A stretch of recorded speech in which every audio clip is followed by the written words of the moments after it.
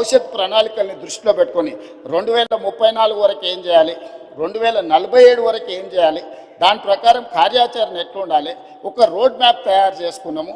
దయచేసి సభ్యులందరికీ కూడా మీ ద్వారా తమ ద్వారా నేను విజ్ఞప్తి చేస్తున్నా, ఈ విషయానికి వచ్చినప్పుడు రాజకీయాలకు అతీతంగా వ్యవహరిద్దాము.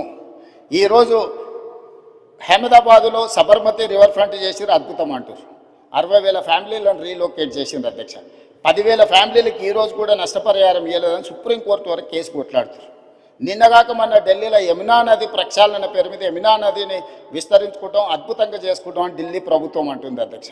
ఉత్తరప్రదేశ్లో గంగా నది ప్రక్షాళన చేసినాం, వారణాసిని ప్రక్షాళన చేసినామని కొన్ని రాజకీయ పార్టీలు ప్రజాప్రతినిధులు అంటారు.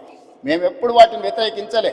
గుజరాత్లో సబర్మతి రివర్ ఫ్రంట్కి mayor from Congress, chief minister from BJP Narendra Modi, Congress mayor, Gujarat ముఖ్యమంత్రి నరేంద్ర మోడీ గారు ఇద్దరు కూర్చొని సబర్మతి రివర్ ఫ్రంట్ను పనులు చేయడానికి పునాది రాయేసి కలిసి పనిచేసింది అధ్యక్ష.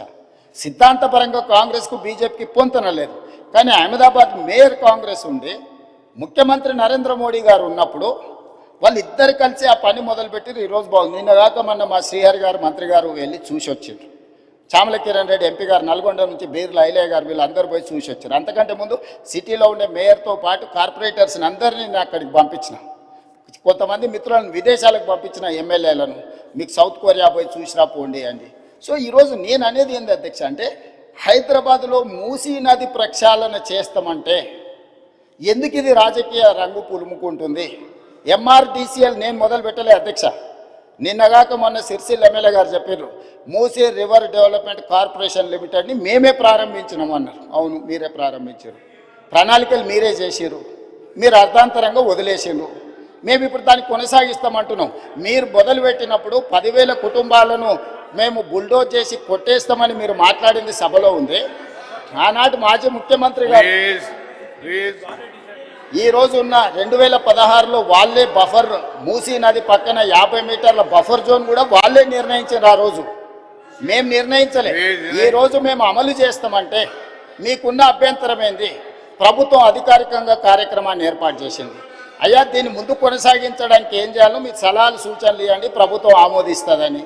సలహాలు సూచనలు ఇవ్వడానికి రాలేదు. ఆన్లైన్లో పెట్టినాము. ఆన్లైన్లో పెట్టినప్పుడు దాన్ని చూసి ఏం సలహాలు ఇస్తారో ఇవ్వండి. ఆపాలనే ఆలోచన తప్ప మీరు ఏ సూచన అయినా చేయండి. ఈరోజు మూసీ నది ప్రక్షాళన అత్యవసరము. నల్గొండ జిల్లా ప్రజల్ని ఒకసారి గుర్తు చేసుకుంటే ఎవ్వరు కూడా దీన్ని ఆపే ప్రయత్నం చేయరు. ఈరోజు రంగారెడ్డి జిల్లా హైదరాబాదులో ఉండే కాలుష్యము, పరిశ్రమలు, శవాల కలేబరాలు, మనుషుల శవాలతో సహా కొట్టుకుపోయి నల్గొండకు ప్రాణాంతకంగా తయారైంది అధ్యక్ష.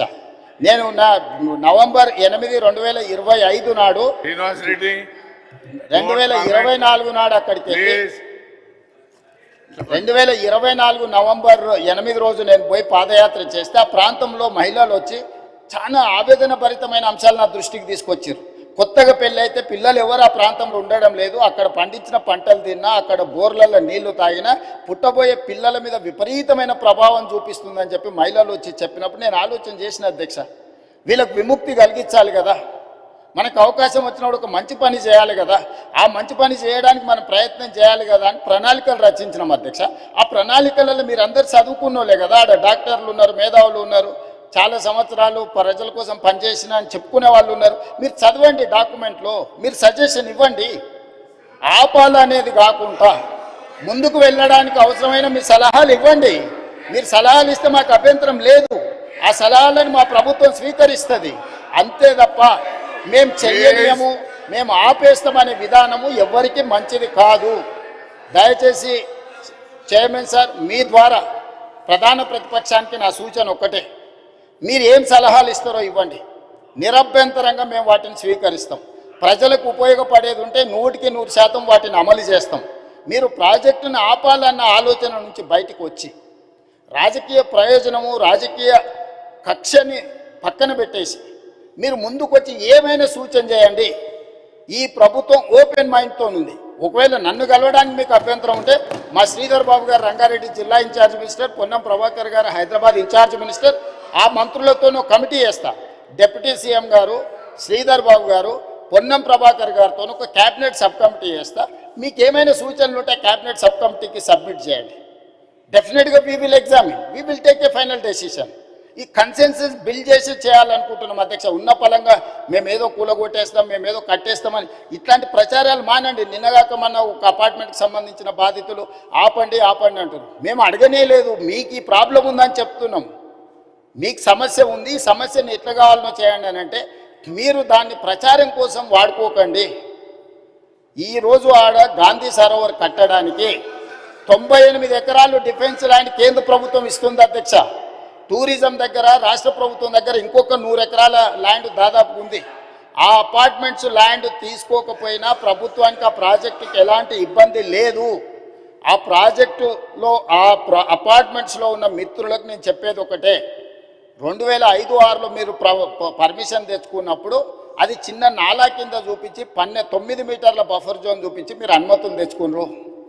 2012లో 2016లో బఫర్ జోన్ 50 మీటర్లకు, అది మూసీ నది పరివాహక ప్రాంతం కాబట్టి 50 మీటర్ల బఫర్ జోన్ డిఫైన్ అయిపోయింది.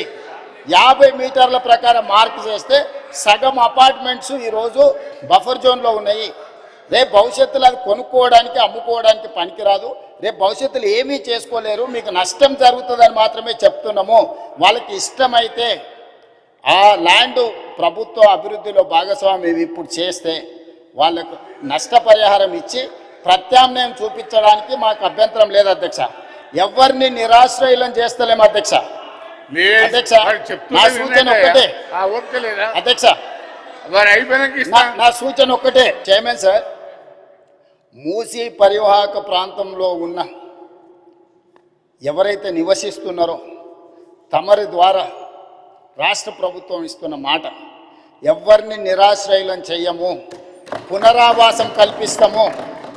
నిరాశ్రయులం చేసి వీధిలో పడేయడం వేరు, అభివృద్ధిలో భాగంగా నష్టపోతున్న వాళ్ళకు పునరావాసం కల్పించడం వేరు.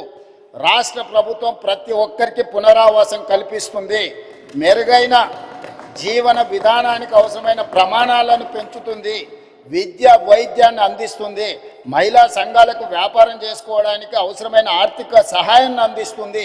ఎవరిని కూడా నిరాశ్రయులను చెయ్యము. తమరి ద్వారా ఆ నిర్వాసితులని వీళ్ళు ఏదైతే వాళ్ళని ఉసిగొల్పుతున్నారో వాళ్ళకి నేను మాటిస్తున్నా అధ్యక్ష, ఏ ఒక్కరికి కూడా నష్టం చెయ్యము. మీకు మెరుగైన వసతులను ఏర్పాటు చేసి మిమ్మల్ని తరలిస్తాము.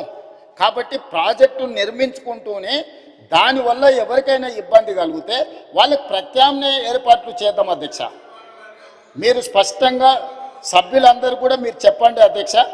నేను మీ ద్వారా మూసీ పరివాహక ప్రాంతంలో నివసిస్తున్న పేదలకు నేను అష్యూర్ చేస్తున్నా, నేను అసెర్టైన్ చేస్తున్నా, ఎవరు రాజకీయ ప్రయోజనాల కోసం మిమ్మల్ని ఉసిగొల్పాలన్నా మీ భావోద్వేగాలను స్వార్థ ప్రయోజనాలకు వాడుకోవాలనుకుంటే వాళ్ళ ఉచ్చులో పడకండి.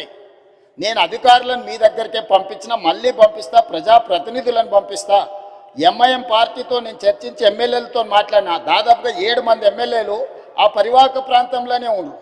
ఆ పార్టీ అధ్యక్షునితో మాట్లాడినా, ఆ ఎమ్మెల్యేలతో మాట్లాడినా, బఫర్ మార్క్ మూసీ పరివాహక ప్రాంతాన్ని నిర్ణయించి బఫర్ జోన్ను నిర్ణయించి ఎవరెవరు బాధితులు వాళ్ళందరినీ కూడా ఏ రకంగా వాళ్ళకి సహాయం అందించాలో ఆ సహాయాన్ని అందించే బాధ్యత ఈరోజు ప్రభుత్వం తీసుకుంటుంది. కాబట్టి దయచేసి అపోహలు సృష్టించకండి, అనవసరమైన రాద్ధాంతం చెయ్యకండి. హైదరాబాదు నగరాన్ని అభివృద్ధి చేసుకుందాం. సభ్యులు ఒక మంచి ప్రశ్న అడిగినారు, అందుకే సుదీర్ఘంగా తమరి ద్వారా నగర ప్రజలకు రాష్ట్ర ప్రజలకు వివరించే అవకాశం కల్పించినందుకు తమరికి ధన్యవాదాలు తెలియజేస్తున్నా అధ్యక్ష.